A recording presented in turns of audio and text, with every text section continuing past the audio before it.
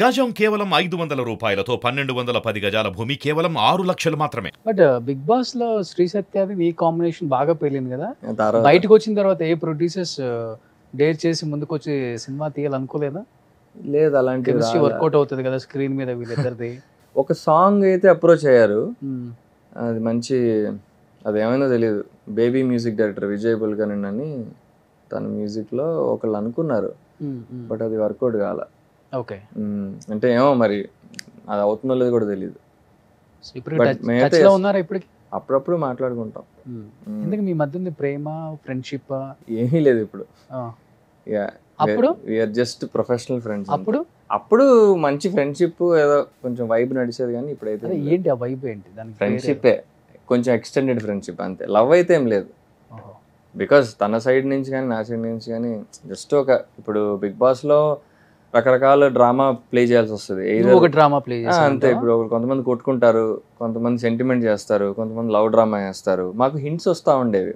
ఓ వాళ్ళే ఇస్తారా? వాళ్ళంటే వాళ్ళు డైరెక్ట్గా ఇవ్వరు, ఆడియన్స్ ద్వారా ఇప్పిస్తారు. ఓకే, మామూలుగా second Vicco third Vicco Nag sir weekend వచ్చినప్పుడు ఒకసారి మేము మా గురించి మాట్లాడుతుంటే ఆయన కొంచెం నాది ఆయనది కొంచెం ఎక్కువ చేసి మాట్లాడేవారు.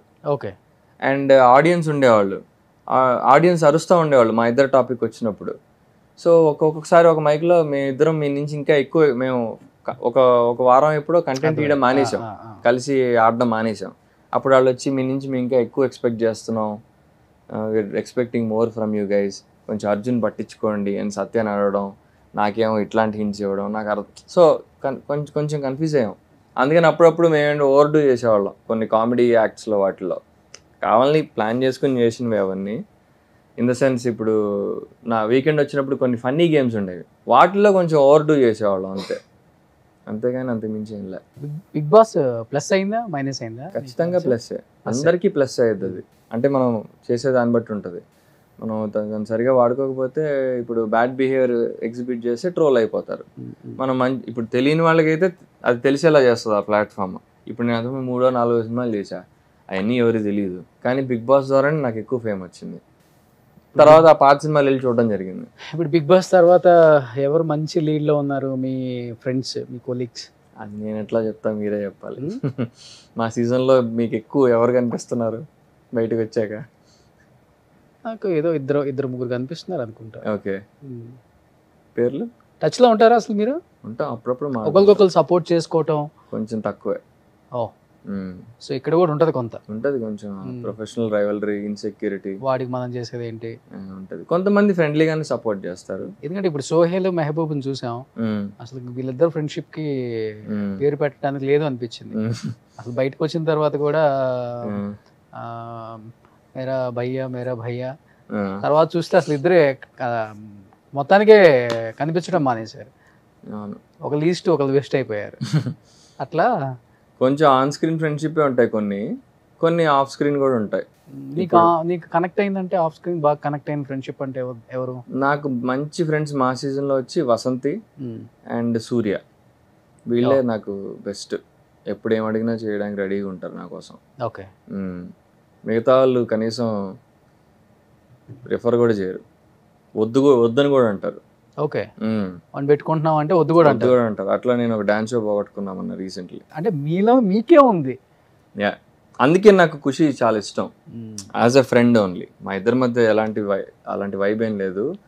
ఖుషిని ఈ సినిమాకి పిలిస్తే ఇంకెవరినో పెట్టుకోకపోతే ఆ అబ్బాయి బాగాలేదనో వాట్ ఎవర్ రీజన్, వాళ్ళు ఎందుకు అర్జున్ ఉన్నాడు కదా, అర్జున్ రిఫర్ చేయండి అని చెప్పి తనంతట తాను రిఫర్ చేసింది. ఓకే, అలాంటిది మీరు ఎవరైతే కంటెంట్ అంటున్నారో వాళ్ళు, వీడైతే వద్దు, వీడి వల్ల నాకు ఎక్కువ కంటెంట్ అంటే ఎక్కువ అనేసుకుంటున్నారు జనాలు, మీ ఇద్దరు ఏదో పేరు బయట అని చెప్పి నన్ను వద్దు అని చెప్పారు డ్యాన్స్ షోకి. సో అంటే ఇనీషియల్ స్టేజెస్లో ఆల్మోస్ట్ ఫైనలైజ్ అయిపోయింది, ఓకే అనుకున్నాం. తను కూడా ఓకే అంది, నేను ఓకే అన్నా. ఇన్ఫ్యాక్ట్ పేమెంట్ తక్కువ ఉన్నా కూడా I was ready to do it, because మాది మంచి వైరల్ పేరు, గట్టిగా వెళ్తుంది పేరు బయటికి అని చెప్పి అనుకున్నాను. తీరా కట్ చేసి చూస్తే ఫైనల్లీ ఆమె వద్దని చెప్పిందండి, అందుకని తీసుకోవట్లేదు, వేరే వాళ్ళని చూడమన్నారు. బట్ బిగ్ బాస్ నుంచి బయటకు వచ్చిన వాళ్ళకి ఈ సోషల్ మీడియా ప్లాట్ఫామ్ వల్ల ఫైనాన్షియల్గా నెలకి 40-50 లక్షలు కూడా సంపాదిస్తున్నారు అనేది కూడా ఉంటుంది. అమ్మాయిలే అంతేనా? అమ్మాయిలకే అది, అంతే, మిగతా వాళ్ళకి ఏం లేదు. అబ్బాయిలకి అంత సీన్ లేదు. ఒక పోస్ట్ పెడితే 10 లక్షలు అంట కదా? అంత లేదు, 10 లక్షలు చాలా ఎక్కువ. 10 లక్షలు కాదు, నాకు తెలిసి 1 lakh అట్లా ఉండొచ్చు. ఇప్పుడు అబ్బాయి ఆదిరెడ్డి కూడా డూప్లెక్స్ హౌస్ ఒకటి కట్టాడు కదా, అంటే అది 3 కోట్లు పెట్టి. అది నాకు తెలీదు. బట్ తను ఏంటంటే నాట్ జస్ట్ ఇన్స్టాగ్రామ్, తనకు ఆల్రెడీ ముందు నుంచి యూట్యూబ్ అదంతా ఉంది కదా ఛానల్. యూట్యూబ్ తెలియదు కట్టేయచ్చు అయితే. ఏమో మరి, ఆయన అపారెంట్లీ ఏదో వీడియో కూడా చూసా, బిగ్ బాస్ సీజన్ టైంలో తను బాగా రెవెన్యూ బాగా వస్తుందని విన్నా ఆయనకి, ఆయన రివ్యూస్ కి. ఓకే, యా, ఆల్మోస్ట్ ఆ 3 months లోనే. బయట చెప్పే అంతే ఉండదు ఏంటి అంటే, ఈ ఇన్స్టాలో పోస్టులు పెట్టేస్తే ఇన్ని లక్షలు ఇస్తారు, ఒక బ్రాండింగ్ కి ఎంత ఇస్తారు? అమ్మాయిలకి ఉంటుంది ఇన్స్టాలో పర్ రీల్ కి ఈజీగా 1 lakh ఆర్ ఏది బిగ్ బాస్ నుంచి వచ్చిన వాళ్ళు వాళ్ళకే. ఓకే, అమ్మాయిలకి అయితే ఉంటుంది, అబ్బాయిలకి అంత ఉండదు. అమ్మాయిలకి వాళ్ళ ఫేమ్ బట్టి, వాళ్ళ ఫాలోయింగ్ బట్టి. అందరికి ఉండదు, అందరికి ఉండదు, వాళ్ళ ఫాలోయింగ్ బట్టే ఉంటుంది. ఇప్పుడు 1 million ఫాలోవర్స్ ఉంటే అప్పుడు వాళ్ళ డిమాండ్ చేయొచ్చు. అయితే ఈ బయట చెప్పే ఫిగర్స్ అన్ని కూడా ఫేకే. 10 lakhs అసలు ఎవరికి ఎవరు, నాకు తెలిసి అది విరాట్ కోహ్లీ నెంబర్స్ అయ్యింది. ఐ మీన్ ఆ రేంజ్ అంటున్నాను నేను. ఓకే, విరాట్ కోహ్లీకి ఒక పోస్ట్ పెడితే లో ఉంటుంది, 14 కోట్లు ఏమి ఇస్తారండి. ఓకే, అదేలే. ఫర్ మేబీ మన హీరోస్ హీరోయిన్స్ ఆ రేంజ్ పోస్ట్ అది. 10 lakhs ఇంపాసిబుల్. బట్ ఏంటంటే ఈ గేమింగ్ ప్లాట్ఫామ్స్ తర్వాత ట్రేడింగ్ ఉంటాయి కదా, వాళ్ళైతే బల్క్ లో 6 months ప్యాకేజ్ లాగా తీసుకుంటారు. వాళ్ళకు ఉంటాయి అలాంటి ఫిగర్లు, 10 lakhs 25 lakhs.